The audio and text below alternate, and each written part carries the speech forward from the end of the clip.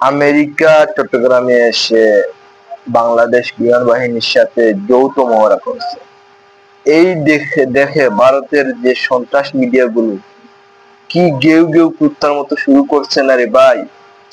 কি বলবো, এই কুত্তা মানে সেই লেভেলের কুত্তা রে ভাই। মানে যারা গেউ গেউ করতে পারে, ওদের মানে শব্দ শুনলে মনে হবে এরা মানে বিলাতি দেশি সবকিছু সংকর মিশ্রিত কুত্তা। তো বাংলাদেশে একটা কুত্তা আছে, মানে এর হারপিক্স কুত্তা বলা যায়। এই হারপিক মজুমদার নাকি, এই হারপিকে এই ভারতের মিডিয়া সাথে কথা বলে এই বাংলায় যেমন বলে আমরা রাজাকার, এটা হলো এই প্রজন্মের রাজাকার। এই কুত্তা লীগের একটা দালাল, ভারতের একটা দালাল, এই প্রজন্মের একটা রাজাকার হারপিক মজুমদার।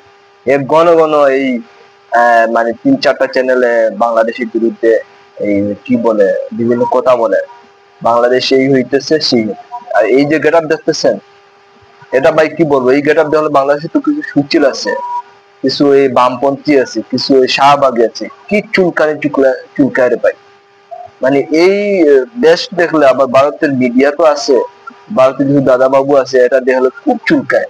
মানে এই মানে ড্রেস দেখলে বা এই গেট আপ যদি ক্ষমতা যায় তাহলে তাদের অনেক সমস্যা হবে। দেশের চরমপন্থী বেড়ে যাবে, দেশের জঙ্গি হয়ে যাবে এই ড্রেসটা পরলে। তো আপনারা কমেন্ট করবেন আমাকে এই ড্রেসটা কেমন লাগে। আমি কিন্তু মানে মাদ্রাসায় পড়ালেখা করেছি,